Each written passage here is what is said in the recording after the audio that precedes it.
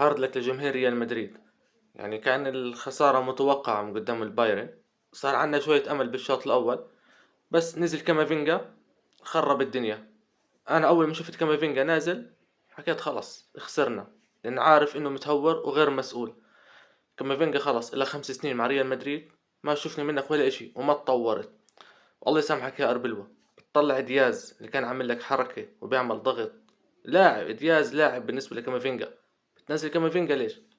بس لو نزلت تياجو بيتارش كان أهون.